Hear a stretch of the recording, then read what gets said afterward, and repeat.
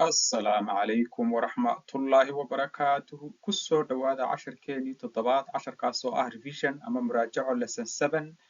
عشر كنا مانتو وحو كساب سنيهي verbs وأكشن وفعل وواحد سميسو verbs كنا وحيو كلا قيب سمان رجلة عادي أما الرجلة أن عادي أهين عشر كقيب تلبادنا وحينو ايجي دونا verb conjugation مركا إنو ايجنو تصالي انتينان عشر كوين قد example ama tusaale regular verb مثلا play ciyaar ama ay play waan ciyaarayaa waan ciyaaraa ama played oo fal tagaya wax mar hore aad samaysay waan ciyaaray markay waxay qaadanayaan ed-ga ed bay qaadanayaan markay fal tagay tahay so waxay noqonayaan I play waan ciyaaraa kubadda I played shalay baan ciyaaray ama horaan waxaad mar hore samaysay irregularna waxaynu usoo qaadanaynaa sit fadhiiso ama sat fadhiistay marka irregular waxa weeye caadi ma aha verbku oo marka spellingka completely wuu isbedelaya laakiin markay regular tahay ed un bay qaadanaysaa aynu eegno conjugation verb conjugation waa maxay verb conjugation inagoo tusaale usoo qaadanayna play past ama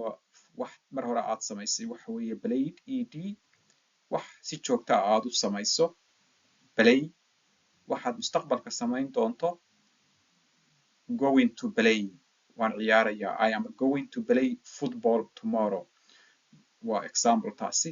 marka conjugation waxa looga jeedaa marka verbtii marna laga dhigo fal tagay iyo waxaad mar walba samayso iyo waxaad mustaqbalka samayn doonto aynu eegno verbskan qaybta hore casharka marka waxaynu eegi doonaa hadda verbs regular and irregular aynu eegno regular verbs present walk soco walked socday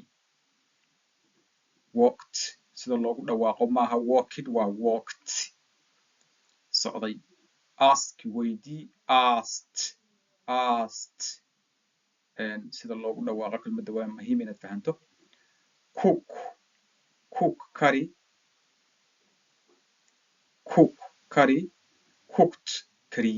cooked kariyey listened way dhegayso listened dhegaystay clean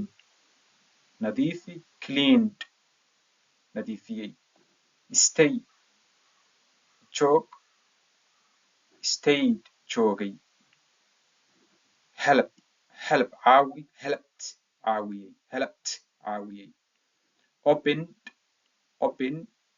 fur opened furay haddana aynu eegno iyagoo ah irregular ah markay yihiin present iyo markay yihiin past present oo hadda ah past oo fal tagaya see arag soo arkay make samee made sameeyey have haysta had haystay give dhiib gave dhiibay eat cun ate cunay took take qaad took qaaday come kaalay came yimi go soco ama orod went tegay okay qaybtaasina waa qaybtii verbska aynu qaybta xigta eegno casharka verb conjugation marka go baynu tusaale usoo qaadanaynaa maanta go waxaynu ka dhigaynaa past present and future tusaale I went to go to school yesterday I went to school yesterday I went to school yesterday shalay waxaan tegay iskuulka I go to school every day I go to school every day waa fal joogta ah maalin walba iskuulka waan tagaa I am going to school tomorrow I am going to school tomorrow berito waxaan tegayaa school halkaasna waxay noogu soo dhamaaday qaybtii verb conjugation aynu u gudubno qaybta kale casharka come ayaynu usoo qaadanaynaa tusaale come marka adiga waxa lagaaga baahan yahay come inaad u bedesho past present and future conjugation casharkina saasuu inoogu dhan yahay intaynu ku kulmi doono